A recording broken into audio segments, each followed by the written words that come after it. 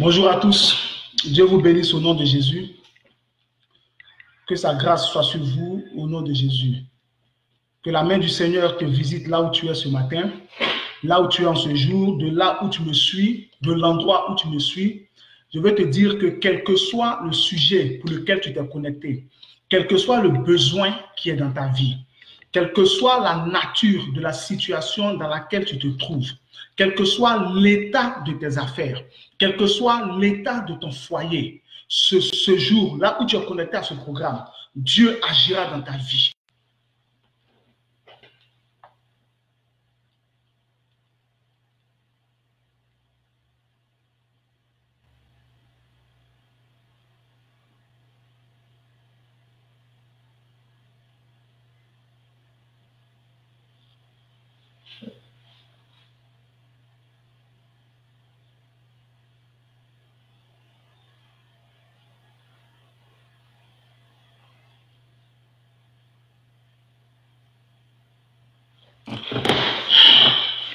Bonjour à tous.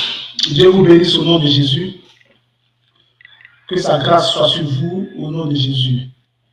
Que la main du Seigneur te visite là où tu es ce matin, là où tu es en ce jour, de là où tu me suis, de l'endroit où tu me suis. Je veux te dire que quel que soit le sujet pour lequel tu t'es connecté, quel que soit le besoin qui est dans ta vie, quelle que soit la nature de la situation dans laquelle tu te trouves, quel que soit l'état de tes affaires, quel que soit l'état de ton foyer, ce jour, là où tu es connecté à ce programme, Dieu agira dans ta vie. Dieu agira dans ta vie. Attends-toi à ton miracle aujourd'hui. Attends-toi à une transformation aujourd'hui.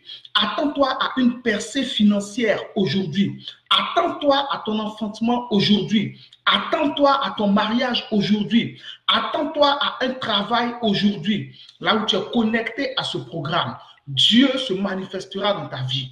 Dieu se glorifiera dans ta vie. Le besoin pour lequel tu t'es connecté, le Seigneur répondra à ce besoin au nom de Jésus. La situation pour laquelle tu t'es connecté, là où tu as atteint un changement, là où tu as atteint une transformation, reçois ton miracle au nom de Jésus. Peut-être que tes papiers sont bloqués. Aujourd'hui, Dieu débloque tes papiers. Tu es certainement malade. Aujourd'hui, le Seigneur te guérit. Tu attends de l'argent pour un contrat. Aujourd'hui, tu reçois ton argent. Tu es sur le point de monter ta société. Tu es dans la confusion. Aujourd'hui, Dieu te donne la lumière et les choses sont claires devant tes yeux. La situation dans laquelle tu es ne sera plus jamais la même après ce programme parce que Dieu agira dans ta vie au nom de Jésus-Christ de Nazareth. Dieu te bénisse. Je vais te donner un sujet de prière. Nous prions et ensuite, n'est-ce pas, nous passons à la parole. Et Dieu nous fera amplement du bien en ce jour. Dieu agira pleinement dans nos vies au nom de Jésus. Prends ta Bible là où tu es à la maison, quel que soit l'endroit où tu es. Prends ta Bible. Prends ta Bible. Rapidement, nous allons, n'est-ce pas, prier. Prends ta Bible en 2 Corinthiens, chapitre 4, verset 13. 2 Corinthiens, chapitre 4, verset 13. Prends ta Bible en 2 Corinthiens, chapitre 4, verset 13. La Bible dit en 2 Corinthiens, chapitre 4, verset 13, « Et nous avons ce même esprit de foi qui est exprimé dans les Écritures. » Nous avons ce même esprit de foi qui est exprimé dans les Écritures. J'ai cru, c'est pourquoi j'ai parlé. Nous aussi, nous croyons, c'est pourquoi nous parlons. Tout enfant de Dieu doit savoir que le principe sur lequel nous nous appuyons pour parler, c'est le principe de la foi. C'est l'esprit de foi qui doit faire parler un enfant de Dieu. Devant n'importe quelle situation, si tu parles par la foi, les choses changeront à ton avantage. Si tu parles par la foi, les montagnes se déplaceront pour toi. Si tu parles par la foi, la situation va être débloquée, va être décantée. C'est pourquoi 2 Corinthiens chapitre 4, verset 13 dit que nous avons ce même esprit de foi qui est exprimé dans les Écritures.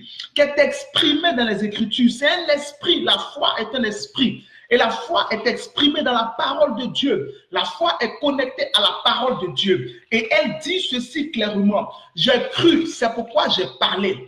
Aujourd'hui, je te dis que tu as besoin aussi n'est-ce pas, de croire. C'est pourquoi Paul dit, nous croyons, c'est pourquoi nous parlons. Donc, tu as besoin de croire pour pouvoir parler. Nous allons prier. Tu vas dire, Seigneur, donne-moi, n'est-ce pas, l'esprit de foi, afin qu'en toute situation, je parle par la foi au nom de Jésus. Tu vas dire, Seigneur, donne-moi un esprit de foi. Donne-moi l'esprit de foi. La foi est un esprit. 2 Corinthiens chapitre 4, verset 13. La foi est un esprit. Donne-moi l'esprit de foi, afin que devant n'importe quelle situation, je parle par la foi. Lève ta main vers le ciel et dis après moi, ô Dieu mon sauveur, entends ma prière. Donne-moi l'esprit de foi. Donne-moi l'esprit de foi, afin que devant n'importe quelle situation, je parle par la foi. Afin que devant n'importe quelle situation, je parle par la foi. Lève ta voix, commence à prier le Seigneur. Araza katabra la batinto, ragadabala razo katabra, e katabara kantabre, romala kanti barakanto, raza katabala kante, roma kanti brakante baroska, radasinta bala unta, okwandi marabantu marande, e kanto bala kanti brazenti, ragadabayanta bara onta. Seigneur, donne-moi l'esprit de foi, afin que devant n'importe quelle situation, je parle par la foi.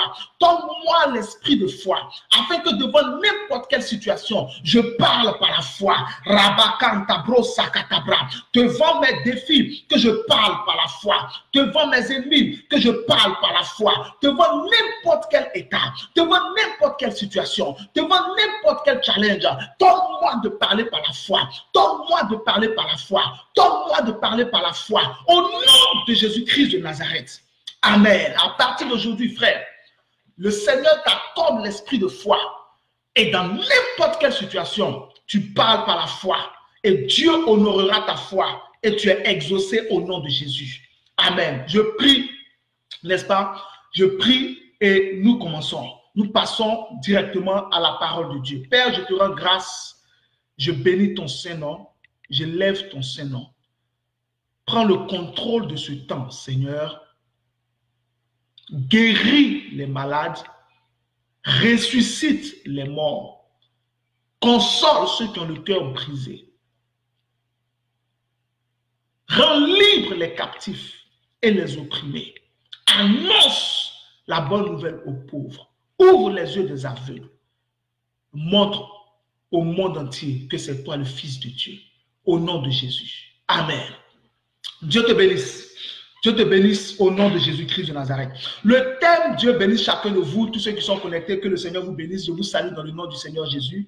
La grâce et la paix vous est donnée de la part de Dieu le Père et du Seigneur Jésus-Christ. Amen. Le thème sur lequel je veux brièvement prêcher ce jour s'intitule contrôler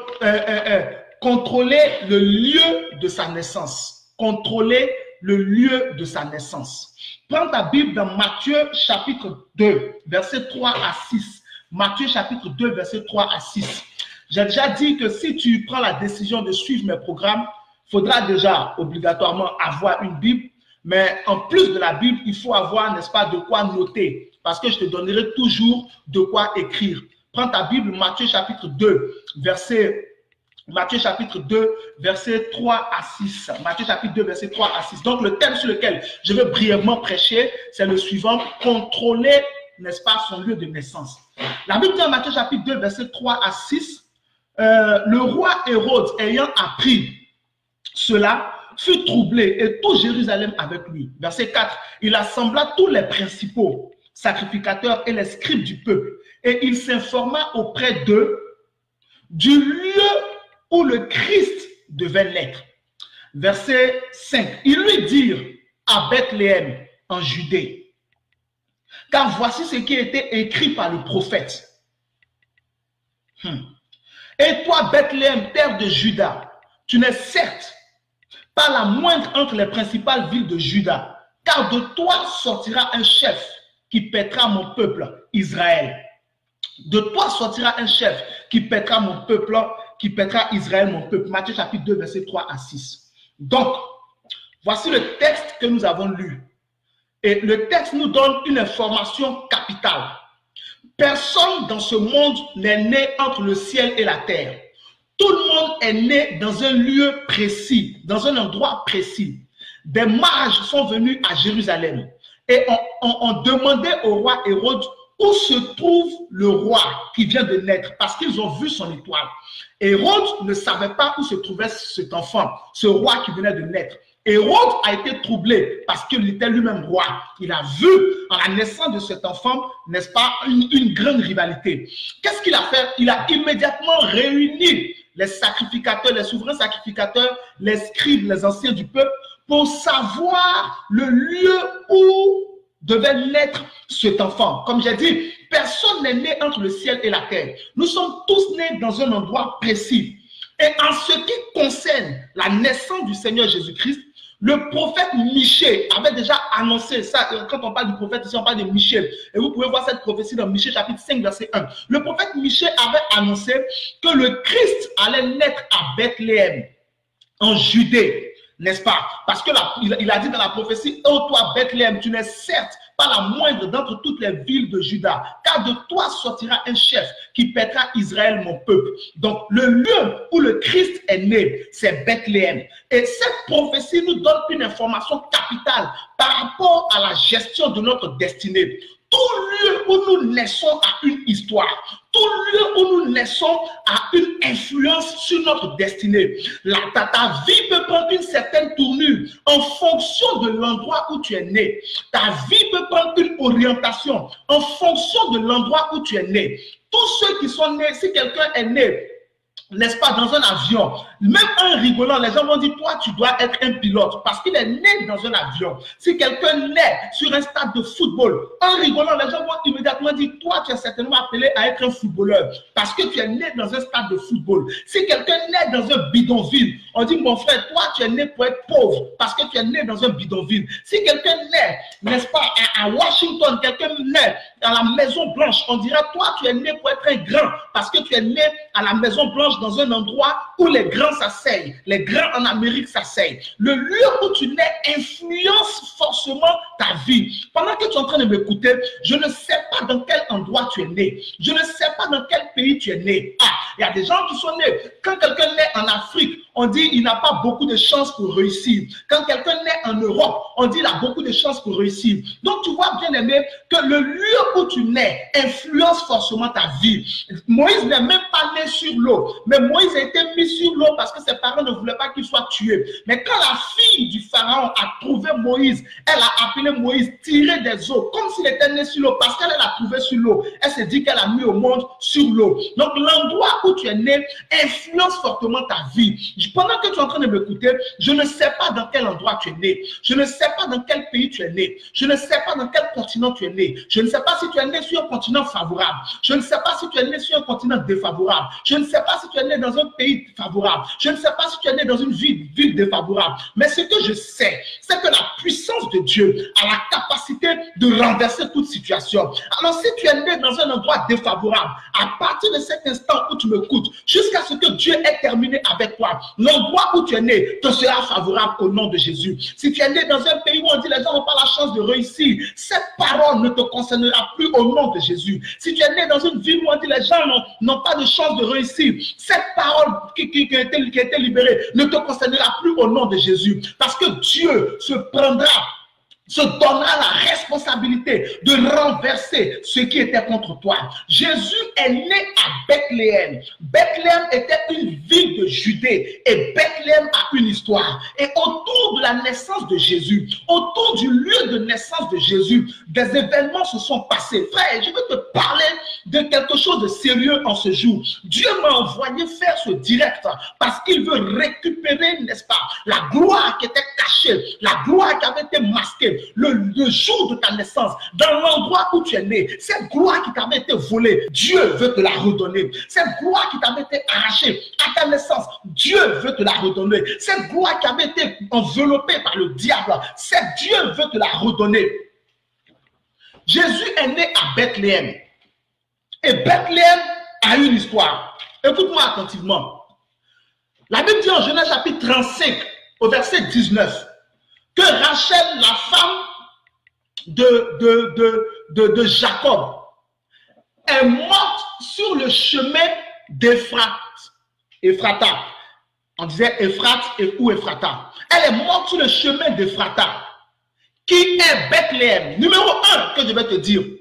Note ça bien. Numéro 1 que je vais te dire. Je t'ai dit que le thème sur lequel je prêche, c'est contrôler son lieu de naissance. Donc Jésus est né à Bethléem. Et donc nous allons décortiquer certaines parties de Bethléem. Je vais te donner 3 éléments majeurs sur Bethléem. Et à partir de ces éléments-là, Dieu va agir puissamment dans ta vie au nom de Jésus-Christ de Nazareth. Donc, numéro 1, Jésus est né à Bethléem. Genèse chapitre 35, verset 19 dit que Rachel, qui était la femme, l'une des femmes de Jacob, est morte à Ephrata, qui est Bethléem. Donc, le premier nom de Bethléem, c'est Ephrata. À la base, Bethléem ne s'appelait pas Bethléem. Le premier nom de Bethléem, c'est Ephrata. Et donc, Bethléem s'appelait auparavant Ephrata. Donc, Rachel est morte à Ephrata. Et donc, Jésus est né à Ephrata.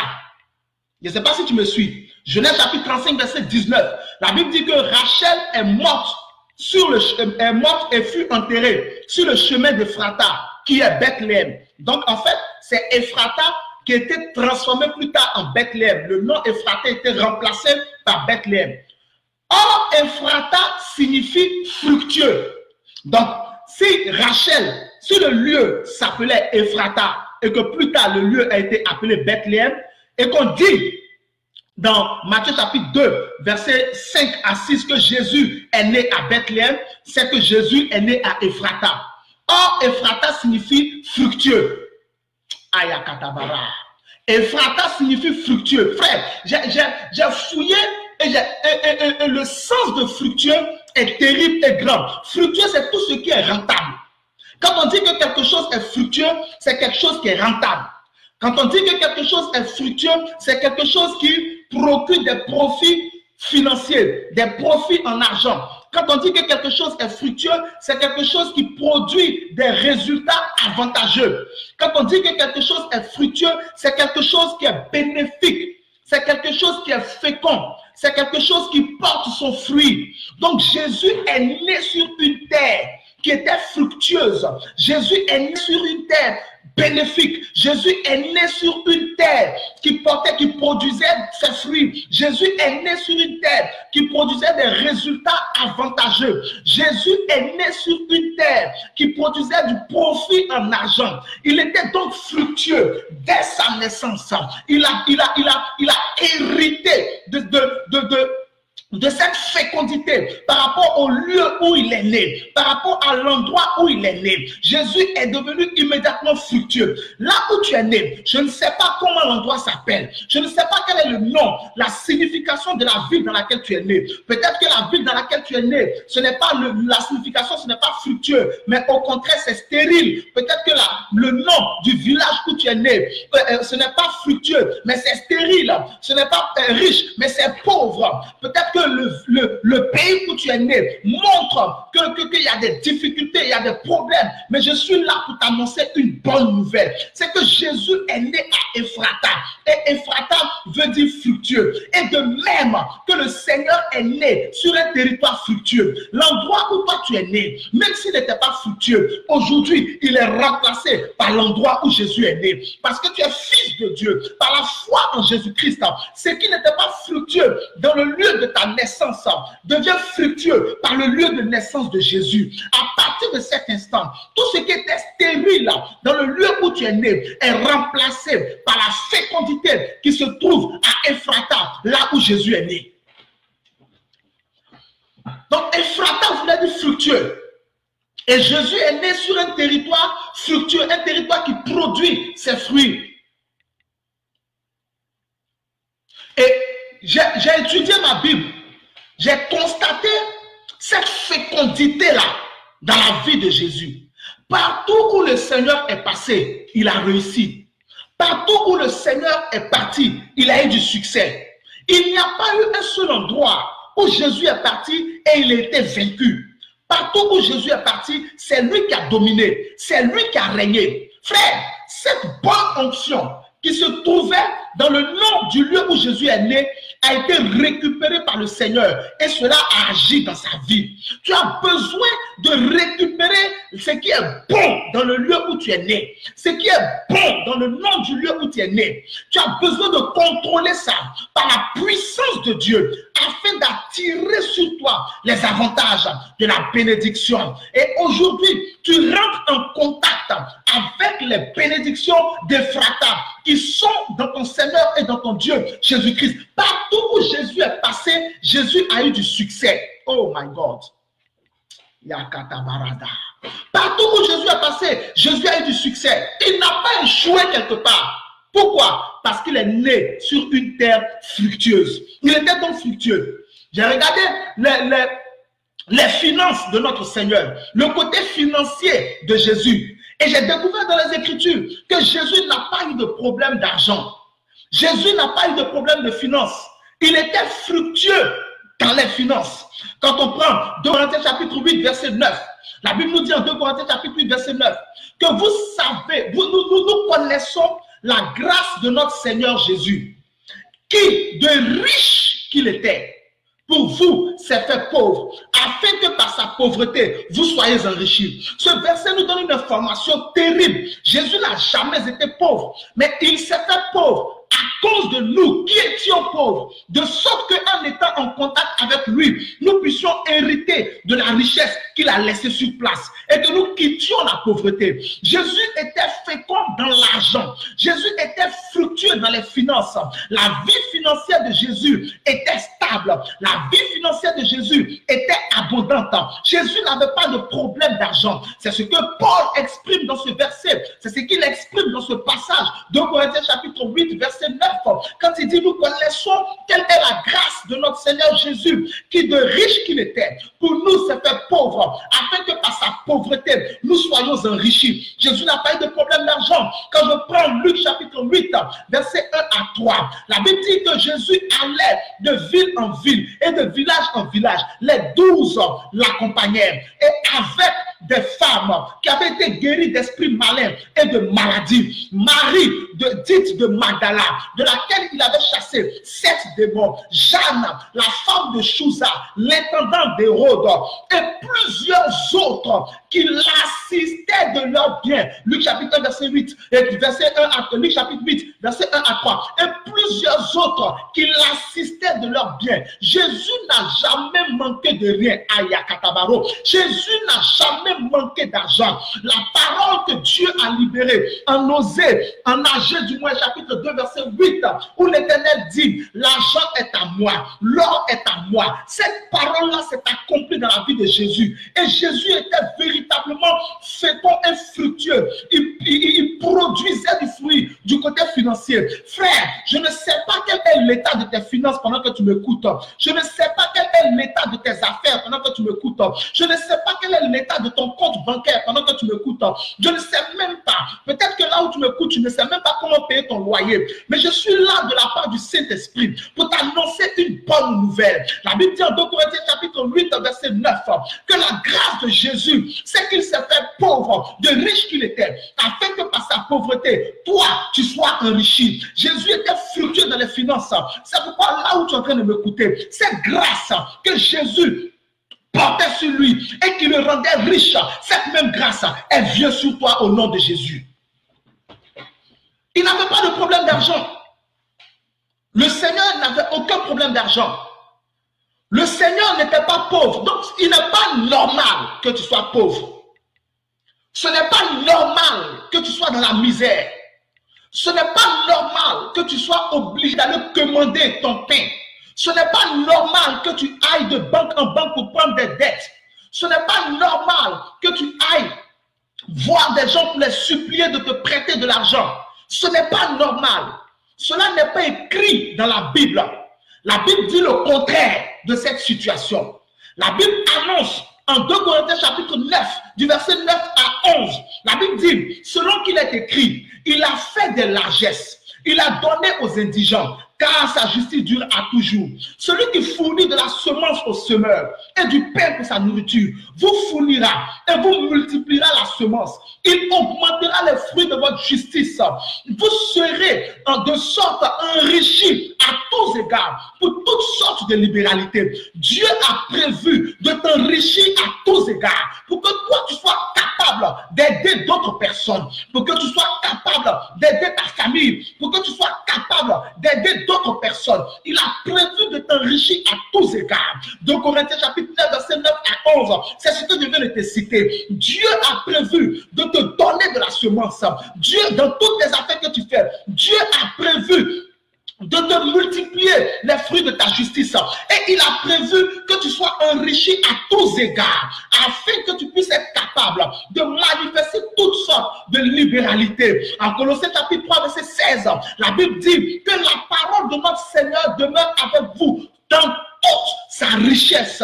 Éphésiens chapitre 1, verset 18, la Bible dit qu'il illumine les yeux de votre cœur, afin que vous sachiez quelle est l'espérance qui est rattachée à son appel, et quelle est la richesse de la gloire de son héritage qu'il réserve pour les saints. Quelle est la richesse de la gloire de son héritage qu'il réserve pour les saints. Dieu n'a pas prévu que tu sois pauvre. Dieu a prévu que tu sois riche. Il te réserve et il t'a réservé dès la fondation du monde, selon sa richesse, un héritage de gloire. Dans le plan de Dieu, tu ne dois pas être pauvre. Et à partir d'aujourd'hui, tu ne seras plus jamais pauvre au nom de Jésus. Genèse chapitre 26, verset 12 à 13. La Bible dit ceci au sujet d'Isaac, que Isaac sema dans le pays. Il sema dans ce pays. Il recueillit cette année-là le centuple, parce que Dieu le bénit. Au verset 13, parlant toujours d'Isaac, la Bible dit cet homme s'en devint riche et il allait s'enrichissant de plus en plus jusqu'à devenir fort riche. Isaac est devenu riche, mais Dieu ne s'est pas arrêté là. Dieu a continué d'enrichir Isaac de plus en plus, au point où la Bible dit en Genèse 26, verset 13, que Isaac est devenu fort riche. Pendant que tu m'écoutes, je te vois devenir riche, je te vois devenir de plus en plus riche, et je te vois devenir fort riche, je te vois devenir riche, je te vois semer, je te vois moissonner le centuple de ce que tu as semé à cause de la bénédiction de Dieu. Je te vois devenir riche, et je te vois devenir de plus en plus riche, et je te vois devenir fort riche.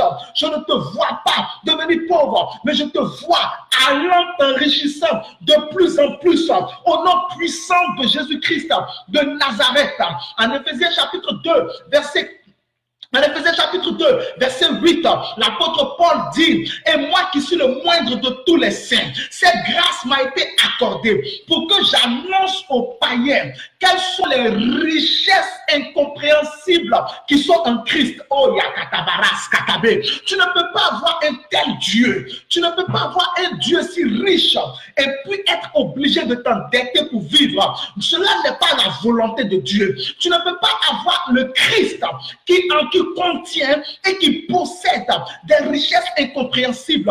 Selon Éphésiens chapitre 2, verset 8, je reprends le verset pour toi. L'apôtre Paul dit, dans Éphésiens chapitre 2, verset 8, il dit ceci, et moi, à moi, qui suis le moindre de tous les saints, cette grâce m'a été accordée d'annoncer aux païens les richesses incompréhensibles qui sont en Christ.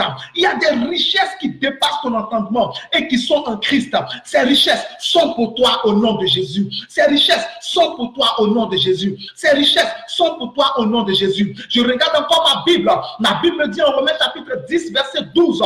La Bible dit ceci, il n'y a donc aucune différence entre le juif et le grec, parce qu'ils ont tous le même Dieu qui est riche pour ceux qui l'invoquent. À quoi Yazakataba? Ton Dieu n'est pas pauvre, ton Dieu est riche. Je ne peux pas imaginer qu'un enfant ait pour père quelqu'un qui est riche et que cet enfant soit pauvre. Aujourd'hui même, tu ne peux plus être pauvre. Tu n'as plus le droit d'être pauvre à cause des versets que je t'ai cités. Tu n'as pas le droit d'être pauvre et Dieu ne permettra plus jamais que tu sois pauvre, parce que Jésus a triomphé de la pauvreté. Jésus a triomphé de la pauvreté. Il est né Il est né, n'est-ce pas, dans un endroit fructueux. Il est né dans un lieu fructueux. Il est né dans un endroit fructueux. Ephrata signifie fructueux. Et il a vaincu la pauvreté. Afin que toi aussi, tu deviennes fructueux. C'est pourquoi pendant que tu m'écoutes, pendant que tu es en train de suivre ce programme, à partir d'aujourd'hui, tu passes de la sécheresse financière à l'abondance financière. Tu passes des difficultés financières à la gloire financière. Tu passes des problèmes répétitifs à une stabilité financière, La grâce de la richesse qui est en Jésus-Christ se manifeste sur toi. En Philippiens chapitre 4 verset 19, l'apôtre Paul dit: et mon Dieu pourvoira à tous vos besoins selon sa richesse avec gloire en Jésus-Christ. Dieu pourvoit à tous tes besoins, pas selon une pauvreté, pas selon des problèmes, mais selon sa richesse.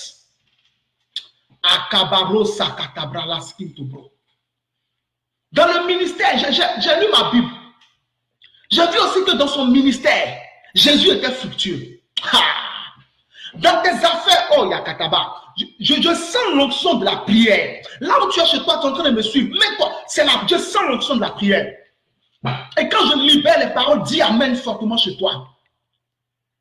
Jésus était fructueux dans le ministère. Le ministère de Jésus n'était pas stérile. Pendant que tu es en train d'entendre cette voix dans le lieu où tu es connecté, toute stérilité dans ta vie, même si c'est une stérilité qui concerne tes entrailles, tu es marié et tu n'arrives pas à enfanter. Aujourd'hui, cette stérilité est morte. Au nom de Jésus, tu es enceinte.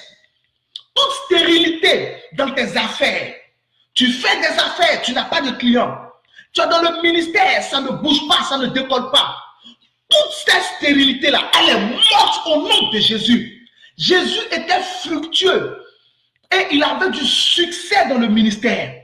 Et toi, par la foi en lui, tu as droit à ce même succès, que ce soit pour le ministère, que ce soit pour ta profession, que ce soit pour tes affaires, que ce soit dans ta carrière, que ce soit dans tes études, quel que soit le domaine, que ce soit dans ton mariage, quel que soit le domaine pour lequel tu as besoin, n'est-ce pas, de succès. Le Seigneur t'a déjà présenté un modèle de succès. Dans son ministère, Jésus était fructueux et il produisait des résultats avantageux.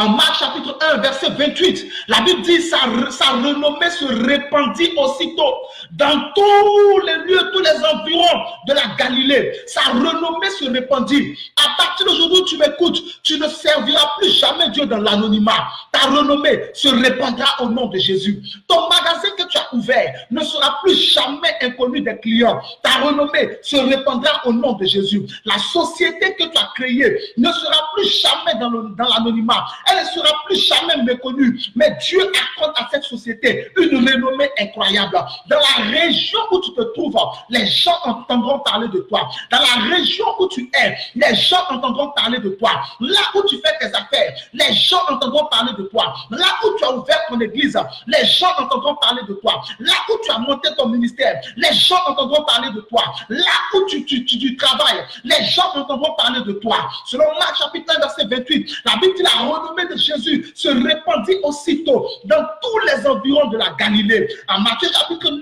verset 35, la Bible dit Jésus parcourait tous les villages et toutes les villes, enseignant dans les synagogues et prêchant la bonne nouvelle du royaume, guérissant les maladies, guérissant toute maladie et toute infirmité. Jésus parcourait, Jésus se déplaçait, Jésus voyageait, Jésus il était en train de conquérir des territoires. C'était le succès. C'était la fécondité dans son ministère. Je te vois voyager pour annoncer l'évangile. Je te vois voyager pour rencontrer des partenaires dans tes affaires. Je te vois te déplacer, aller de lieu en lieu pour tes business. Je te vois dans ta carrière aller représenter ton entreprise à gauche et à droite. De même que Jésus a eu du succès dans son ministère. Dans tes études, tu as du succès. Si une loi dans ta famille avait dit que que personne ne peut avoir tel diplôme. C'est justement ce diplôme que toi tu auras. Si une loi dans ta famille avait placé un plafond que nul n'avait dépassé, tes grands frères n'ont pas dépassé ce plafond-là, tes grandes sœurs n'ont pas dépassé ce plafond-là, tes tantes n'ont pas dépassé ce plafond-là, tes oncles n'ont pas dépassé ce plafond-là, ton père n'a pas dépassé ce plafond-là, ta mère n'a pas dépassé ce plafond-là, à cause de la grâce qui est sur Jésus-Christ de Nazareth. À partir d'aujourd'hui, toi, tu brises cette loi au nom de Jésus. Toi, tu brises cette loi au nom de Jésus. Le diplôme qui a été obtenu dans ta famille, tu l'obtiendras. C'est toi qui seras le premier à l'obtenir. Le niveau financier qui n'a jamais été atteint dans ta famille, c'est toi qui seras le premier à l'atteindre. Le niveau dans le ministère, la qualité des ministères que personne n'a jamais atteint dans ta génération, c'est toi qui vas l'atteindre au nom de Jésus. Jésus était fructueux dans le ministère. Jésus perçait dans le ministère. Il n'y a pas un endroit où Jésus est parti et il a échoué. Quand je lis ma Bible en Marc chapitre 3, versets 7 à 8, la Bible dit qu'il allait dans les villes, il allait dans les villes et les 12 étaient avec lui. Il allait dans les villes, il s'est retiré. La Bible dit en Marc chapitre 3, versets 7 à 8, que Jésus se retira vers la mer. Et avec ses disciples, la Bible dit une grande foule le suivit venant de la Galilée. Et quand la Bible finit de parler de la Galilée, la Bible attaque au verset 7. Et non seulement il y a une foule qui venait de toute la région de la Galilée, mais il y a aussi une foule qui venait de toute la Judée. Il y a aussi une foule qui venait de Jérusalem. Il y a aussi une foule qui venait d'au-delà de la région du Jourdain. Il y a aussi une foule qui venait de l'Idumée. Il y a une foule qui venait de Tyr, des environs de Tyr et de Sidon. La renommée de Jésus dépassait les frontières d'Israël. La renommée de Jésus dépassait les frontières d'Israël. Je te dis, je sens une onction pour proclamer des paroles dans la vie de quelqu'un. La renommée de Jésus dépassait les frontières d'Israël. Selon Marc chapitre 3, versets 6 à 7, la renommée de Jésus dépassait les frontières d'Israël. Versets 7 à 8 du moins. C'est pourquoi à partir d'aujourd'hui, ta renommée dépassera les frontières de ta région. Ta renommée dépassera les frontières de ton pays. Ta renommée dépassera les frontières de ton quartier. Tu ne seras plus confiné dans une certaine zone. Tu ne seras plus confiné dans un endroit. Les limites qui avaient été placées autour de toi, soit par le diable, soit par la peur, soit par la sorcellerie, soit par tes ennemis, cette limite, elle est brisée au nom de Jésus. Les frontières que l'ennemi avait placées autour de toi, ces frontières sont brisées au nom de Jésus. Les limitations que le diable avait mises autour de toi, elles sont brisées au nom de Jésus. Sur la base de Marc chapitre 3, versets 7 à 8, qui dit que les foules suivaient Jésus, entendant parler de tout ce qu'il faisait. Les gens venaient de la Galilée vers lui, les gens venaient de la Judée vers lui, les gens venaient de Jérusalem vers lui, les gens venaient d'au-delà du Jourdain vers lui, les gens venaient de l'Idumée vers lui. Les gens venaient des environs de Tyr et de Sidon vers lui parce que les foules apprenaient ce que Jésus faisait. Hier, tout ce que tu faisais, personne n'était au courant de cela. La Bible dit dans le livre de Matthieu qu'on n'allume pas une lampe pour la mettre sur le boisseau, mais on la met sur la table afin que toute la maison soit éclairée de sa lumière. Oh my God, tous ceux qui t'ont prié et qui t'ont placé sur la table afin que ta lumière soit invisible, au nom de Jésus, sur la base de Marc 3, 7, 8, je te retire de dessous la table, je te place sur le chandelier et ta lumière brille dans toute la maison. À partir d'aujourd'hui, tes œuvres seront vues, quel que soit dans le domaine dans lequel tu exerces. Plus rien de ce que tu feras ne sera caché, mais tout sera révélé et les hommes verront tes qualités, et les hommes verront tes dons, et les hommes verront tes capacités, et les gens viendront vers toi pour apprendre, pour recevoir, et la gloire t'accompagnera au nom de Jésus. Thank you, Father. Jésus a donc brisé la stérilité et la pauvreté. Tu n'as plus le droit de ni être stérile, my God, ni être pauvre. Je vois ta vie prendre une autre tournure ce jour. Donc, numéro 1, Bethléem signifiait du moins Euphrate, qui était l'ancien nom de Bethléem, signifie fructueux. Et par rapport à cette fécondité-là, Jésus a pu contrôler une partie déjà de son lieu de naissance. Là où tu es né, il y a de bonnes choses qui sont là-bas, mais on ne t'en a jamais parlé. Aujourd'hui, ces bonnes choses sont en partage au nom de Jésus. Numéro 2, concernant toujours le lieu de sa naissance. La Bible dit en Genèse chapitre 35, versets 16 à 19, que Rachel, déjà, ils étaient à une certaine distance d'Ephrata. Jacob s'était déplacé avec toute sa famille. Rachel était enceinte et elle devait accoucher. Et son accouchement était devenu pénible et elle était mourante.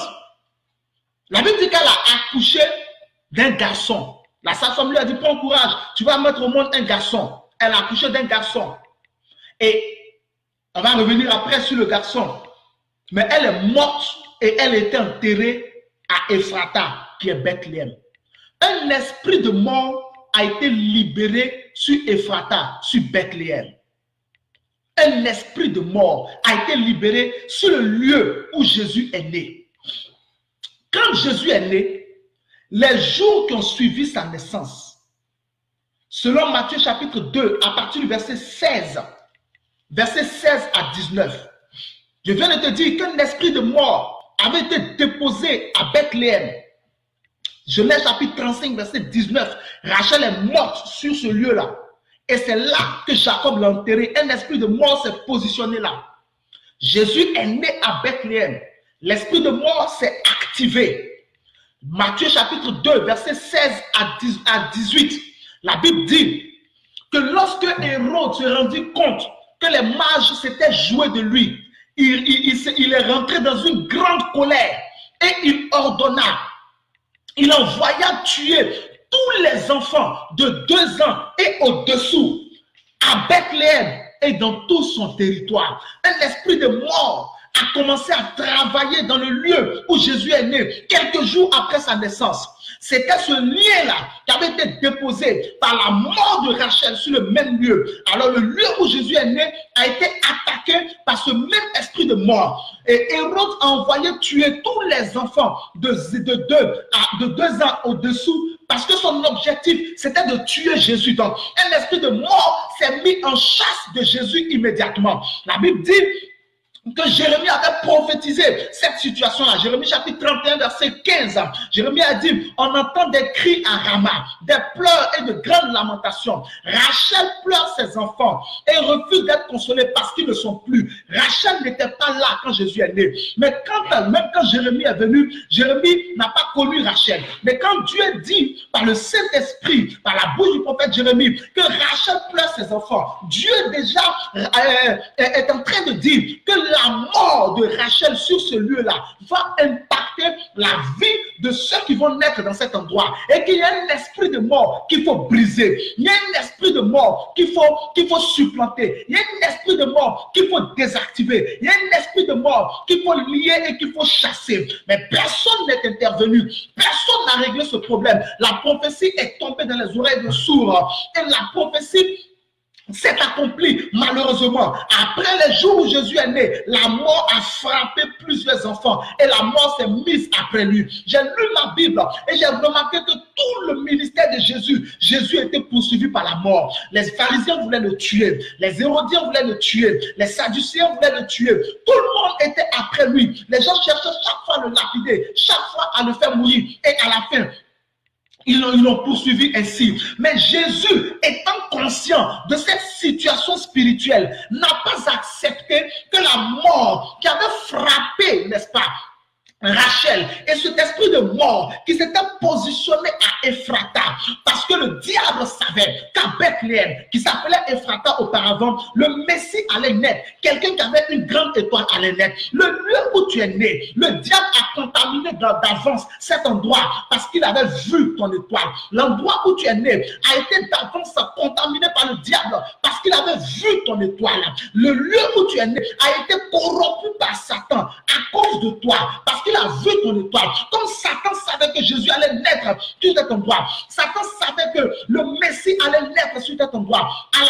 Il s'est précipité pour déposer l'esprit de mort, de sorte que le jour où le Messie naisse là, il est attaqué immédiatement, il est tué dès son enfance et les prophéties ne peuvent plus se réaliser. Mais Jésus étant conscient, n'est-ce pas, de cette réalité spirituelle là, n'a pas joué avec sa vie. Il n'a pas accepté accepter que cet esprit de mort vienne prendre autorité sur lui. L'esprit de mort a atteint d'autres enfants. L'esprit de mort s'est mis après lui, mais l'esprit de mort ne l'a pas atteint. Je ne sais pas qu'est-ce qui s'est passé dans ta famille. Il y a plusieurs familles aujourd'hui où l'esprit de mort prématuré frappe. Vous pouvez avoir des familles où ils sont 15, où ils sont 20, mais finalement, il ne reste que 2 personnes parce que 18 personnes ont été tuées. Vous pouvez voir des familles où des gens meurent à 30 ans, des familles où des gens meurent à 15 ans, des familles où les gens meurent à 20 ans, des familles où si tu es trop vieux, tu as 45 ans et tu meurs, ce n'est pas la volonté de Dieu. La mort prématurée n'est pas la volonté de Dieu. La mort avant son temps n'est pas la volonté de Dieu. Au sujet d'Abraham, la Bible dit qu'il est mort, rassasié de jours et rassasié de biens. Tu dois mourir quand ton temps arrive. Tu dois mourir après avoir accompli ta destinée. Tu dois mourir après avoir achevé la course. Tu dois mourir après avoir combattu le bon combat. Tu ne peux pas mourir avant ton temps. Mais le diable voulait tuer Jésus avant son temps. Hérode voulait tuer Jésus avant son temps. Mais Jésus n'a pas accepté cela. En ce jour-là où tu es en train de m'écouter, je refuse que tu meurs avant ton temps. Et tu ne mourras pas avant ton temps au nom de Jésus. Je ne sais pas combien de personnes sont déjà mortes dans ta famille. Je ne sais pas parmi tes amis. Parce que quand Jésus est né, tous ceux qui sont nés avec lui et tous ceux qui étaient ses grands frères à sa naissance, à Bethléem, qui déjà avaient 2 ans, ont été tués. Je ne sais pas dans ta génération combien de tes amis sont déjà morts. Je ne sais pas dans ta génération combien de tes collègues sont déjà morts. Des gens avec qui tu allais à l'école sont déjà morts. Des amis avec qui tu as fait l'enfance sont déjà morts. Sont déjà morts et sont déjà mortes. Peut-être que dans ta propre famille, tu as déjà perdu ton petit frère, tu as déjà perdu ta petite soeur, tu as déjà perdu ton grand frère. Dans une famille, normalement, les enfants enterrent leur père, les enfants enterrent leur mère. Mais quand vous voyez une famille dans laquelle le père enterre les enfants, il y a un problème spirituel. Quand vous voyez une famille dans laquelle ce sont les parents qui enterrent les enfants, il y a un problème spirituel. C'est qu'il y a un esprit de mort libéré par la sorcellerie, un esprit de mort libéré par la sorcellerie, libéré par l'ennemi qui est en train de bouffer la destinée de plusieurs personnes. Mais je suis là ce jour, où est par le Saint-Esprit pour t'annoncer une bonne nouvelle. L'esprit de mort qui avait été déposé à Ephrata, qui est Bethléem, n'a pas vaincu Jésus. De la même manière, l'esprit de mort qui était libéré dans ta famille, il a peut-être atteint les autres, il a peut-être même atteint ton père, il a peut-être même atteint ta mère. Peut-être qu'aujourd'hui tu es orphelin, et ce même esprit te poursuit. Les accidents te ratent, les braquages te manquent, on te loupe, on t'agresse à chaque fois. Même dans ton rêve, on vient t'étouffer. C'est un esprit de mort prématuré qui est après toi. Mais à partir d'aujourd'hui, là où tu entends ma voix, cet esprit de mort est vaincu au nom de Jésus. Frère, Jésus a contrôlé, il a contrôlé son lieu de naissance. Et la mort prématurée qui avait frappé Rachel et qui s'était dégagée et libérée pour attaquer sa vie et tous les enfants de son âge, Jésus n'a pas été avalé par cette mort-là. Il n'a pas été avalé par cet esprit-là, mais c'est lui qui a avalé l'esprit de mort. Laisse-moi te donner certains cas et tu comprendras comment ton Seigneur est un héros et que par ta foi en lui, toi aussi tu peux devenir un héros. Si les gens sont morts autour de toi, ce sont les gens qui sont morts. Mais toi, tu ne mourras pas tant que tu n'as pas accompli ta destinée. Tu n'as même pas le droit de mourir tant que tu n'es pas rentré dans le plan de Dieu. Pour montrer qu'il a le pouvoir sur la mort, Jésus s'est mis à ressusciter. Il s'est mis à ressusciter les morts.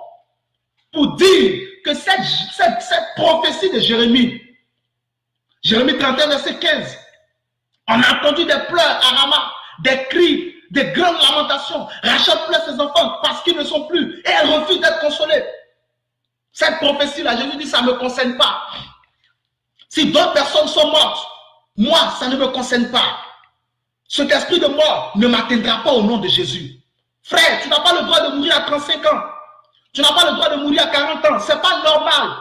Même 50 ans, tu es encore jeune, tu es encore frais. 60 ans, tu es encore frais, tu es encore jeune. Tu n'as pas le droit de mourir à cet âge. C'est toi. C'est-à-dire tu dois mourir quand toi-même tu dis je veux mourir. Et non être frappé par un accident. Ce n'est pas la volonté de Dieu. Jésus a vaincu la mort. Il a commencé à ressusciter les morts dans son ministère pour montrer qu'il domine la mort. Il y a un cas que je vais te citer. Il a ressuscité la fille d'un centenier romain qui s'appelait Jairus. En Marc chapitre 5, verset 35. En Marc chapitre 5, verset 35 à 41. La Bible dit, verset 35 à 42. La Bible dit que Jésus, un centenier est venu voir Jésus. Au-delà du verset 35, un centenier est venu vers Jésus pour dire, Seigneur, ma fille est malade, viens lui imposer la main, elle sera guérie. Pendant que Jésus partait, une femme qui avait une perte de sang pendant 12 ans a touché Jésus et elle était guérie. Et Jésus s'est arrêté pour, n'est-ce pas, lui parler, pour l'encourager et tout ça. Donc, ça bloquait le Seigneur. Pendant qu'ils étaient en train de parler de cette affaire, là je te cite Marc chapitre 5.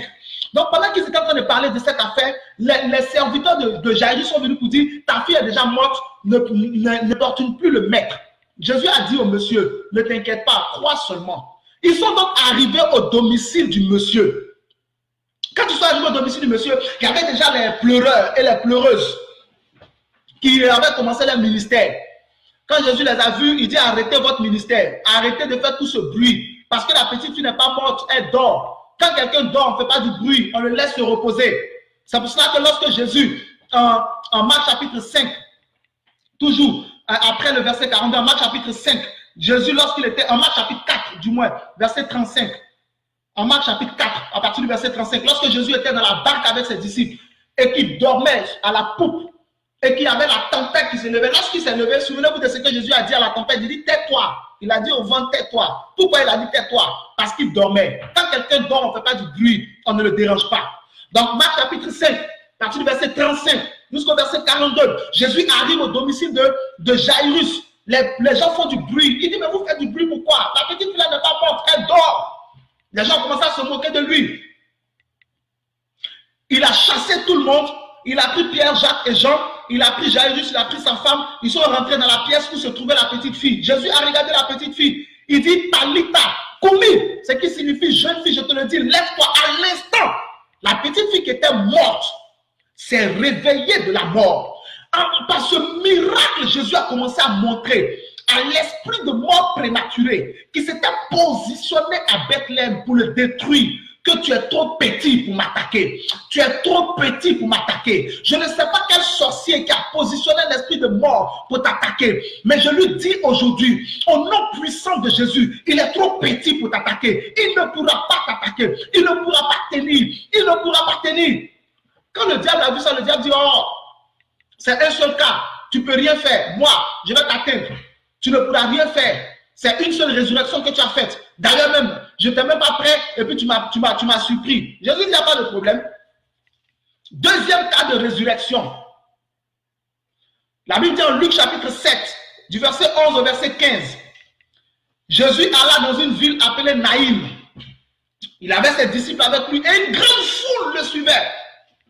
Quand ils sont arrivés à l'entrée de la ville, on portait un mort, un jeune homme, fils unique d'une veuve.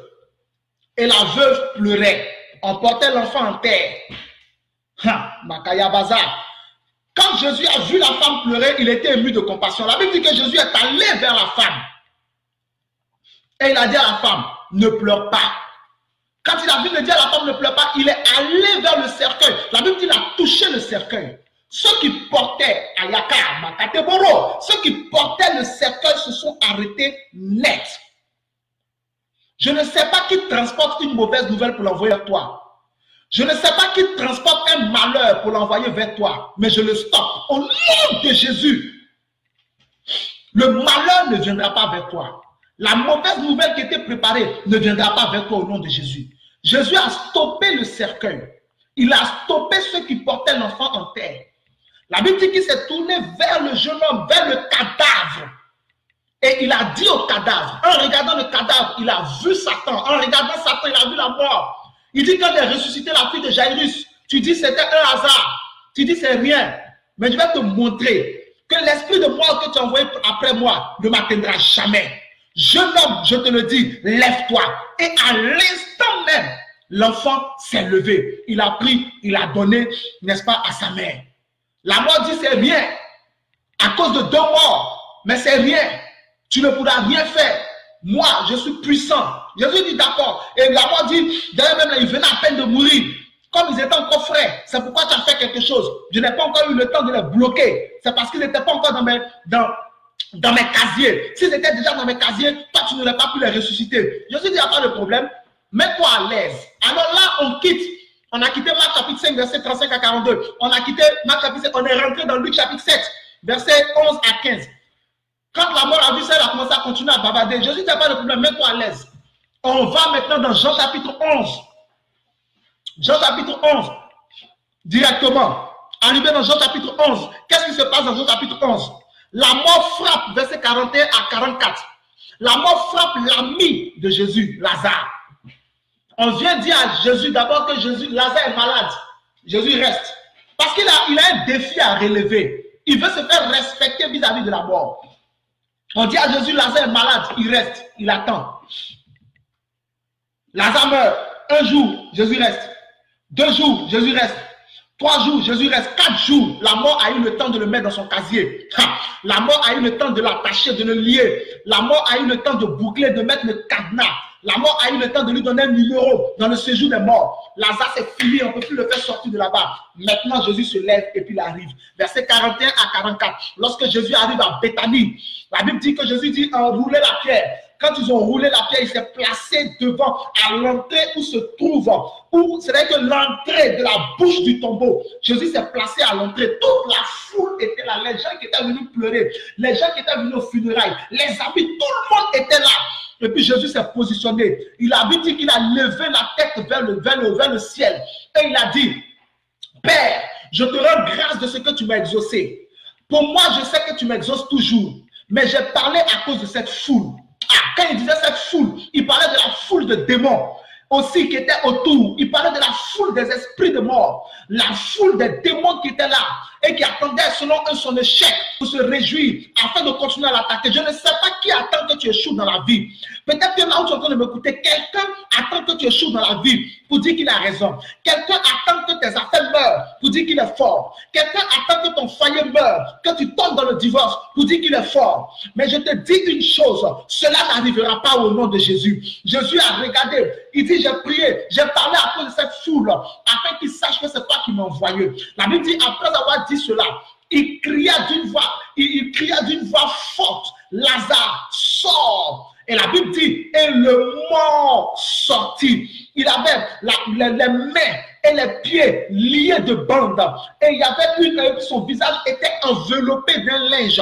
Et Jésus dit, déliez-le et laissez-le aller. Jésus a fermé la bouche de la mort. Il a contrôlé l'esprit de mort qui voulait le contrôler. Il a brisé la mort qui voulait le briser. Il a détruit la mort qui voulait le détruire. Le lieu où tu es né, certainement que le jour de ta naissance, il y a eu des enfants qui sont morts dans les autres chambres. Certainement que le jour de ta naissance, il y a quelqu'un qui a eu un accident. Il y a des démons qui ont été libérés dans la maternité. Des esprits impurs qui ont été libérés dans la maternité. Mais peu importe, si cela avait influé sur ta destinée jusqu'aujourd'hui, cette force-là, elle est brisée au nom de Jésus. Peut-être même que le système de mort qui te suit, ce n'est pas une mort physique, mais il y a une mort dans tes finances, il y a une mort dans ton mariage, il y a une mort dans tes trompes, il y a une mort dans le caractère de tes enfants, il y a une mort dans tes affaires, il y a une mort dans ton ministère. Les choses n'avancent pas, les choses n'évoluent pas, les choses ne se manifestent pas.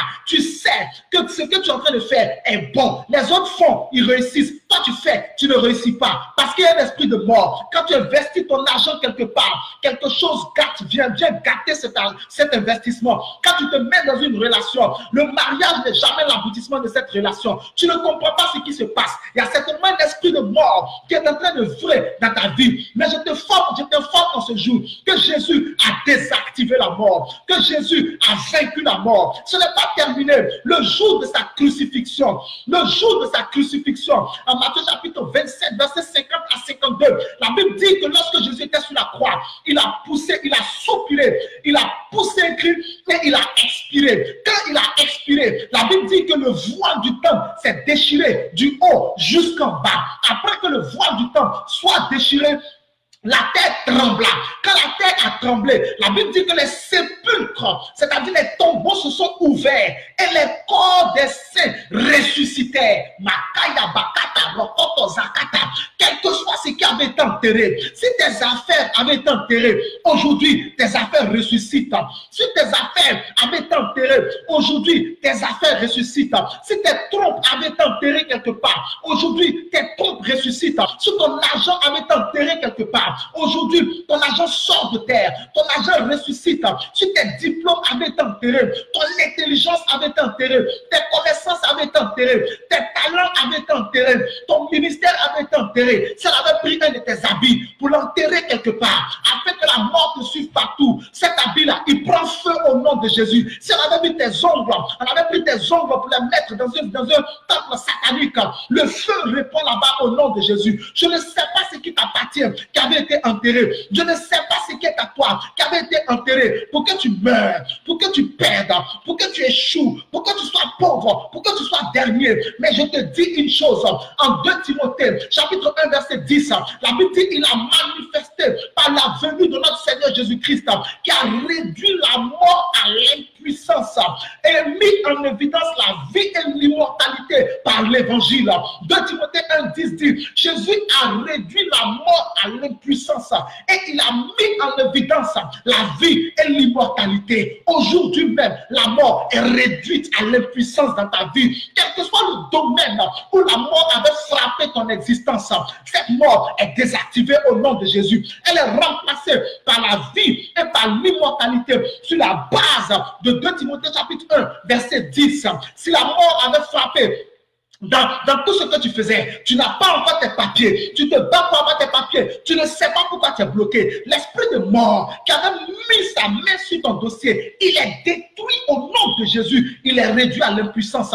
Tu cherches du travail, tu n'arrives pas à avoir du travail, tu ne comprends pas pourquoi tu n'arrives pas à avoir du travail, tu déposes ton CV est conséquent, mais personne ne veut t'embaucher. Il y a un esprit de mort qui travaille. Aujourd'hui, je te dis, aujourd'hui, par le nom de Jésus, par le sang de Jésus, par le feu du Saint-Esprit, cette mort-là, cet échec-là qui t'empêche d'avoir du travail, elle est réduite à l'impuissance. Au nom de Jésus, tu ne peux pas te marier parce qu'il y a un blocage, il y a un esprit qui travaille quelque part. Cet esprit, il est réduit à l'impuissance. Au nom de Jésus, le caractère de tes enfants a un problème. Le caractère de ton mari a un problème. Tu as des problèmes dans ton foyer. Les choses ne se stabilisent pas. Dans tes finances, les choses ne se stabilisent pas. La mort qui détruit tes plantations. La mort qui détruit tes entreprises. La mort qui brûle tes maisons. La mort qui brûle tes voitures. La mort qui brûle tes vêtements, la mort qui brûle ta vie de prière.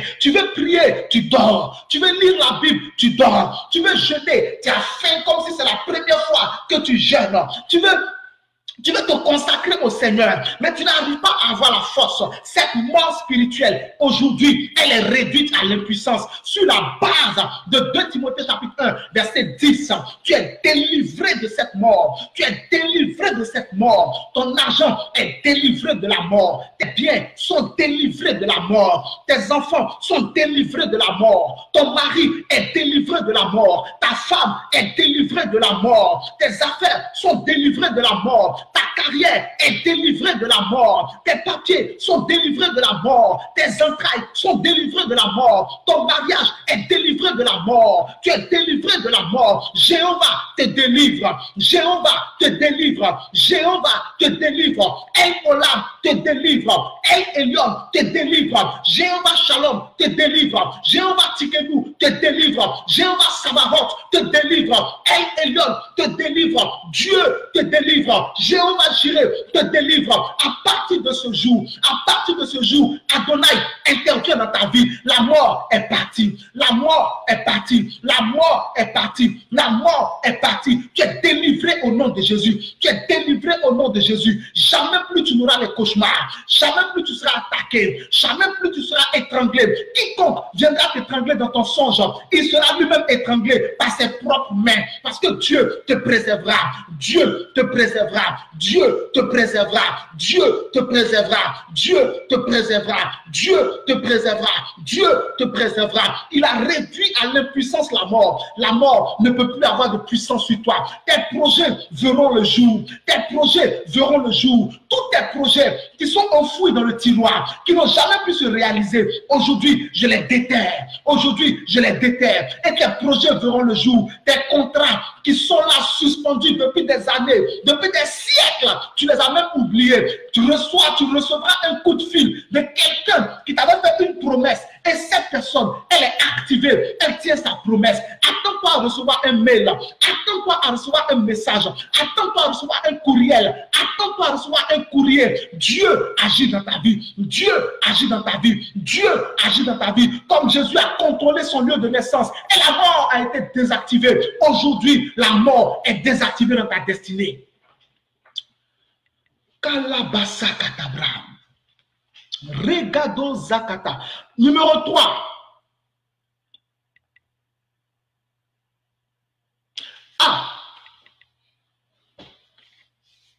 Même en Matthieu chapitre 28, verset 5 à 6, Jésus a montré à la mort qu'il n'est rien. Il a laissé la mort le tuer et puis il est sorti. Jésus a laissé la mort le tuer. La mort l'a tué en Matthieu chapitre 27, verset 51. Mais il a montré à la mort qu'elle n'est rien. En Matthieu chapitre 28, verset 5 à 6, l'ange dit aux femmes, pour vous ne craignez pas, car je sais que vous cherchez Jésus qui a été crucifié. Mais il n'est point ici, il est ressuscité. Venez voir là où on l'avait mis. Jésus a montré à la mort qu'elle n'est rien. Je veux que tu marches avec cette parole. Plus jamais de mort dans ma vie au nom de Jésus. Il est ressuscité. Il est ressuscité. Il est ressuscité. Matthieu chapitre 28, verset 5 à 6. Cela va aider les frères et les sœurs qui vous mettent les passages et qui vous permettent de suivre. Dieu les bénisse au nom de Jésus. Il est ressuscité. Il a montré à la mort que c'est zéro. Lui-même, il a exercé cette résurrection sur lui-même. Jésus est un chef. Plus jamais la mort dans ta vie au nom de Jésus. Même si tu étais impuissant, tu es guéri au nom de Jésus. Dernier point, numéro 3. Rachel, le jour de sa mort, elle a enfanté, toujours Genèse chapitre 35, au verset 18, elle a enfanté un fils. Et comme elle était mourante et elle était prête à rendre l'âme, elle lui a donné le nom de Ben-Oni. Ben-Oni signifie en hébreu fils de ma tristesse. Quand Jacob a entendu le nom que sa femme a donné à leur fils, Jacob a renversé, il a annulé, il a brisé, il a cassé cette parole. Ce nom, il a cassé. Il a enlevé Ben-Oni et puis lui a donné Benjamin, qu'on dit en français Benjamin. Benjamin signifie le fils qui est chanceux. Yakatabara, le fils qui sera chanceux. Benjamin signifie le fils qui sera chanceux. Ça signifie aussi le fils de ma droite. Le fils qui sera chanceux est aussi le fils de ma droite. Vous comprenez? Donc, je ne sais pas le jour où tu es né. Ah, yes. L'onction qui est sur moi ce matin, en ce jour, c'est une onction pour déclarer des paroles sur toi. Chaque fois que je cite un verset, le Saint-Esprit ouvre mon esprit, j'ai envie de libérer sur toi. Je ne sais pas qui a dit quoi le jour où tu es né. Peut-être que quand tu es né, on a dit, oh, lui là, il va nous créer des problèmes. Peut-être que le jour où tu es né, on a dit, oh, celle-là, elle va aller de garçon en garçon. De toute façon, elle est jolie là, les hommes vont lui courir après. Peut-être que le jour où tu es né, ton père a perdu son travail. Donc, comme il a perdu son travail, il a pris, il a mis sur toi. C'est ce que Rachel a fait. Comme elle voulait mourir, comme elle était sur le point du moins de mourir, elle a mis ça sur son fils, Ben-Oni, fils de ma tristesse. C'est une foutaise. L'enfant n'a rien à voir avec ta tristesse. Donc, quel que soit, là où tu m'écoutes, quelle que soit la personne qui avait libéré une parole sur toi, même si tu n'es pas au courant, et que cette parole agissait dans le secret contre toi, aujourd'hui, au nom puissant de Jésus, la Bible dit en Proverbe chapitre 18, verset 21, que la mort et la vie sont au pouvoir de la langue. Quiconque l'aime en mangera le fruit. En Matthieu chapitre 12, verset 37, Jésus dit, par tes paroles, tu seras condamné. Par tes paroles, tu seras justifié. Je brise toute malédiction qui était prononcée sur toi le jour de ta naissance. Quelle que soit la personne qui a prononcé cette malédiction, peut-être que ce n'était même pas une malédiction, mais c'est une phrase négative qui a influencé négativement ta destinée. Peut-être qu'on t'a donné un petit nom, un surnom qui porte une charge démoniaque et satanique, une charge négative. Aujourd'hui, je brise cette parole au nom de Jésus. Comme Jacob a renversé la parole de sa femme, Yagadoba, je renverse la parole de tes paroles qui a été prononcée sur toi. La parole négative qui a été prononcée sur toi, je la renverse au nom de Jésus. La parole négative qui a été prononcée sur toi, je la renverse au nom de Jésus. Je brise cette parole-là et elle n'aura aucun effet à partir de ce jour où tu m'écoutes. Elle n'aura plus jamais d'effet sur toi. Je la refuse, je la détruis, quelle que soit son origine et quelle que soit sa nature. Fils de ma droite. Voici comment Jacob a appelé son fils Benjamin, fils de ma droite, ou encore le fils qui sera chanceux. Et quand on regarde dans la vie de Jésus, Jésus a été soutenu. Parce que la droite symbolise le soutien. Jésus a été soutenu. Il n'a jamais été abandonné. En Jean chapitre 8, verset 29, Jésus dit, celui qui m'a envoyé est toujours avec moi. Il ne me laisse pas seul parce que je fais tout ce qui lui est agréable. Jésus a toujours été soutenu par le Père. Il n'a jamais été seul. Et cela provient de la parole qui a été libérée sur le lieu de sa naissance. Jacob dit, il va s'appeler Benjamin, c'est-à-dire le fils qui sera chanceux, ou encore le fils de ma droite. C'est pourquoi Jésus a eu du succès partout. La grâce l'a accompagné. La Bible dit en Jean chapitre 1, versets 16 à 17, et nous avons tous reçu de sa plénitude, et grâce sur grâce. Car la loi a été donnée par Moïse, la grâce et la vérité sont venues par Jésus. En Romains chapitre 5, verset 15, la Bible dit, il n'en est pas du don gratuit, comme de l'offense. Car si par l'offense d'un seul, il y a eu plusieurs qui sont morts, à plus forte raison, la grâce de Dieu et le don de la grâce venant d'un seul homme, Jésus-Christ, ont été abondamment répandus sur plusieurs. Frères, la grâce a accompagné Jésus parce qu'une bonne parole a été libérée le jour de sa naissance. Je prie pour toi. Si une mauvaise parole avait été libérée le jour de ta naissance, aujourd'hui, je prends la bonne parole qui a été libérée le jour de la naissance de Jésus et je te mets dans cette parole-là. Tu auras la grâce dans tout ce que tu feras, tu réussiras. Tu seras soutenu dans tout ce que tu feras, tu ne seras jamais seul. Matthieu chapitre 17, verset 5, Jésus a été soutenu par le Père. Lorsqu'il y avait Élie en face de lui, il y avait Moïse en face de lui, Pierre, Jean et Jacques qui avaient entendu parler de Élie, qui respectaient Moïse, ils ont commencé à rabaisser Jésus. Pierre dit, plaçons 3 tentes, dressons 3 tentes, une pour toi, une pour Moïse, une pour Élie. C'était une foutaise parce que Jésus était leur chef. Il ne pouvait pas dresser 3 tentes pour le chef et pour ses petits. Alors quand le Père a vu ça, il est venu corriger la parole de Pierre. La Bible dit en Matthieu chapitre 17 verset 5 que alors qu'il parlait, une nuée lumineuse les couvrit et une voix fit entendre du milieu de la nuée ces paroles parlant de Jésus. Celui-ci est mon fils bien-aimé en qui j'ai mis toute mon affection. Écoutez-le.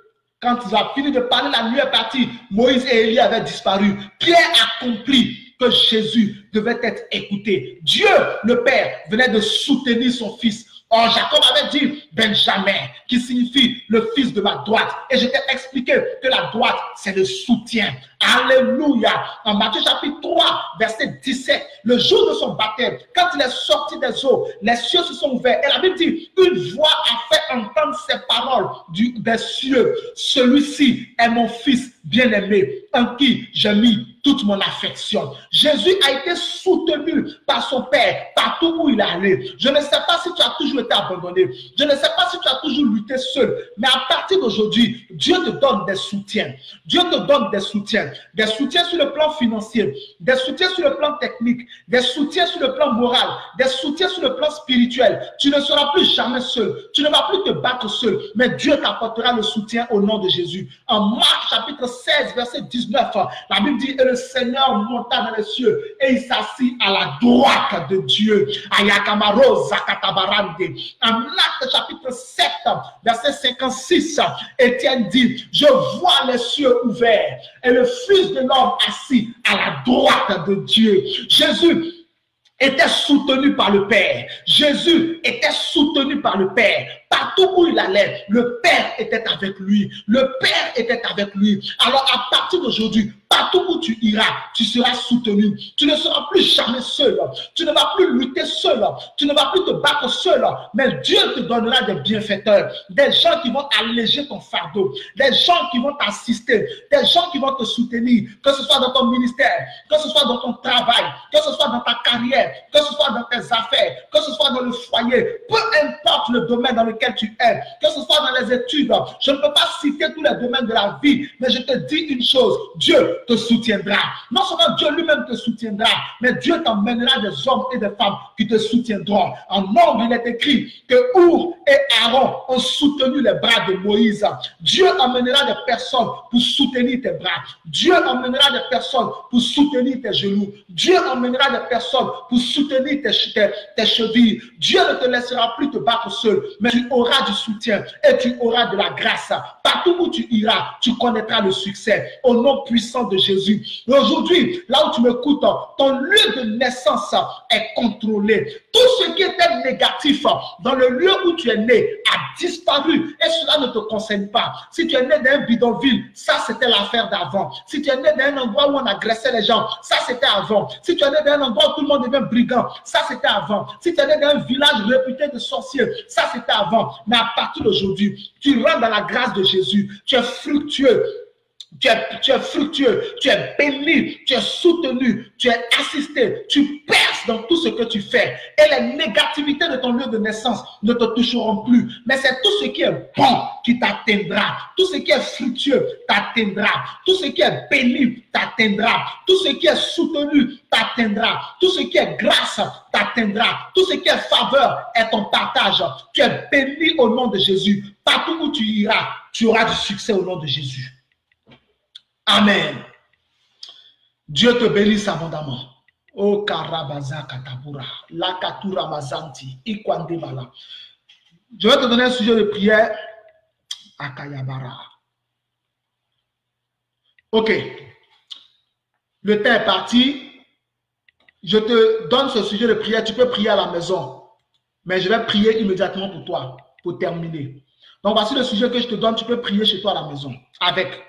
Tu dis, oh Dieu mon sauveur, que toutes les mauvaises paroles dites ou déclarées sur moi ou autour de moi le jour de ma naissance, qu'elles soient transformées en bonnes paroles. Je te donne le sujet de prière. Tu peux prier à la maison. Tu dis, oh Dieu mon sauveur, entends ma prière. Que toutes les mauvaises paroles qui ont été déclarées, qui ont été libérées, qui ont été dites sur moi le jour de ma naissance, que ces paroles soient transformées en bonnes paroles au nom de Jésus.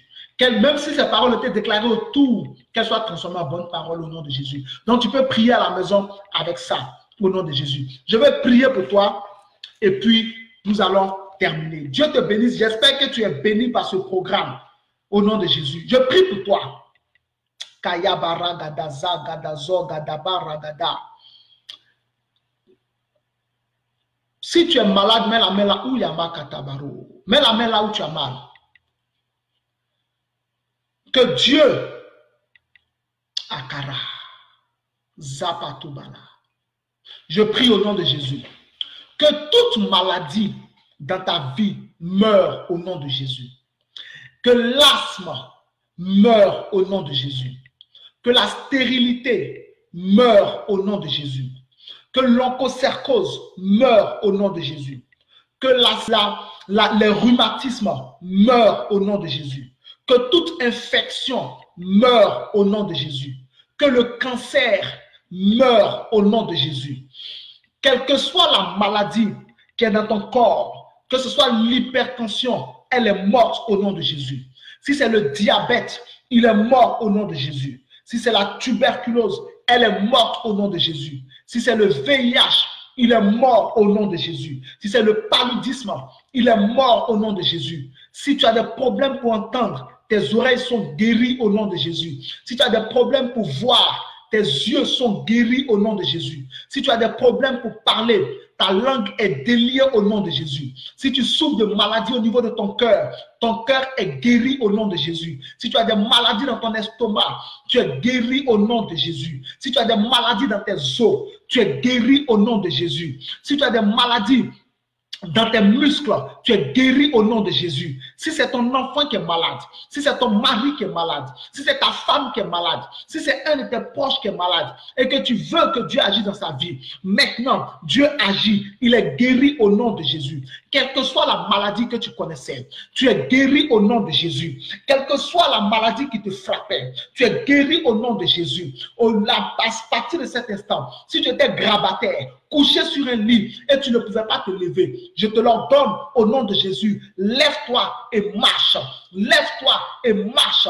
Lève-toi et marche. Si tu as le goitre a disparu au nom de Jésus. Si tu as un fibrome, le fibrome est fondu au nom de Jésus. Rien, ni aucune maladie ne peut prospérer dans ton corps. Aucune maladie ne peut prospérer dans ton corps. Quel que soit le mal dont tu souffrais, Jésus te guérit. Jésus te guérit. Jésus te guérit. Jésus te guérit. Jésus te guérit. Jésus te guérit. Si tu avais une maladie au niveau de la peau, tu es guéri. Une maladie au niveau de ton sang, tu es guéri. Une maladie au niveau de ton cerveau, tu es guéri. Une maladie au niveau de tes os, tu es guéri. Quel que soit là où la maladie avait frappé, tu es guéri au nom de Jésus. Tu n'es plus pauvre à partir de cet instant. Si tu es stérile alors que tu es marié et tu n'arrives pas à enfanter jusqu'aujourd'hui, je t'informe, tu es enceinte au nom de Jésus. Si tu cherches du travail depuis tu n'arrives pas à trouver du travail, lève-toi, va travailler parce qu'on vient de t'embaucher au nom de Jésus. Si tes papiers sont bloqués au niveau de la préfecture, quel que soit l'endroit où tes papiers sont bloqués, prépare-toi, on t'appelle pour aller chercher tes papiers. Ils sont débloqués au nom de Jésus. Dieu se manifeste dans ta vie. Si tu avais un mari de nuit, tu es délivré. Si tu avais une femme de nuit, tu es délivré. La main de Dieu est sur toi. Je prie pour tes affaires. Que Dieu bénisse tes affaires au nom de Jésus. Que Dieu bénisse tes études au nom de Jésus. Que Dieu bénisse ton travail au nom de Jésus. Que Dieu bénisse ton ministère au nom de Jésus. Que Dieu bénisse ton corps au nom de Jésus. Que Dieu bénisse tes études au nom de Jésus. Que Dieu bénisse ta carrière au nom de Jésus. Tu es béni. Si on t'avait dit que tu es maudit, tu es béni. Moi, je te bénis au nom de Jésus. Que la paix soit dans ton foyer. Que la paix soit dans ta maison. Si tu avais des dettes, que le Seigneur te délivre dans sa miséricorde de tes dettes au nom de Jésus. Si des gens te devaient et refusaient de te payer, ils se précipitent pour te rembourser ton argent au nom de Jésus. Si ton argent était bloqué quelque part, aujourd'hui, il est débloqué. Va récupérer ton argent au nom de Jésus. Dieu te bénisse. Quelle que soit la situation dans laquelle tu avais été avant ce programme, et là où tu t'es connecté et tu es resté à écouter la parole de Dieu, tu reçois un miracle qui bouleversera ta vie. Et aujourd'hui même, Dieu renverse la situation en ta faveur. Plus aucun hôtel maléfique ne pourra parler contre toi. Aucun hôtel démoniaque ou satanique ne pourra parler contre toi. Il est brisé par le feu, il est consumé. Il n'a plus de voix contre toi au nom de Jésus. Que Dieu te bénisse abondamment. Que Dieu soit avec toi. Peut-être que là où tu es, tu dis évangéliste, je veux faire la paix avec le Seigneur. Je veux me réconcilier avec le Seigneur. Baisse la tête, ferme les yeux et répète après moi. Père Saint, je te rends grâce au nom de Jésus. Merci d'avoir envoyé Jésus mourir sur la croix pour moi. Pardonne-moi tous mes péchés. Efface-les avec le sang de Jésus. Jésus, je te reçois comme mon Seigneur et mon Sauveur personnel. Je confesse par ma bouche que tu es le Fils de Dieu et je crois dans mon cœur que tu es mon Sauveur. Écris mon nom dans le livre de vie et efface-le du livre des morts. Amen. À partir d'aujourd'hui, ta vie ira toujours de l'avant. Plus jamais tu iras en arrière.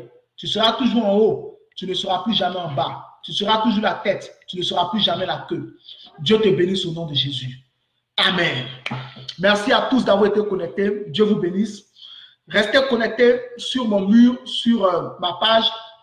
La semaine prochaine, nous aurons un programme de 2 jours, lundi et jeudi. Un programme de 2 jours intitulé « Le Dieu de Joseph ». Lundi et jeudi, le Dieu de Joseph. Donc, connecte-toi. Les détails te seront donnés par les affiches qui vont paraître. Donc, connecte-toi. La semaine prochaine, on rentre dans une autre dimension. Lundi, le Dieu de Joseph et jeudi, le Dieu de Joseph. Donc, 2 jours du Dieu de Joseph, lundi prochain et jeudi prochain. Donc, reste connecté. Les affiches vont sortir, tu vois, tu auras toutes les informations, l'heure et tout cela. Mais on va attaquer le Dieu de Joseph. Dieu a quelque chose à faire dans ta destinée. Et tant que tu ne rentres pas dans ta destinée, le Seigneur ne te laissera pas. Dieu vous bénisse, Dieu bénisse tous ceux qui étaient connectés. Que Dieu vous bénisse. Si vous avez raté le programme, par la grâce de Dieu, certainement le soir, il sera rediffusé sur ma page, Évangéliste Paul Aubrou. Donc, vous pourrez suivre le début. Si vous avez raté le début, il sera diffusé sur ma page, Évangéliste Paul Aubrou. Vous pourrez suivre le message. Vous pourrez aussi le voir plus tard sur ma chaîne YouTube et EV Paul Aubrou. Vous pouvez voir. Dieu vous bénisse abondamment. Vous êtes bénis. Je vous salue, vous tous qui étiez connectés. Que la grâce et la paix vous soient données au nom de Jésus. Amen. Ciao.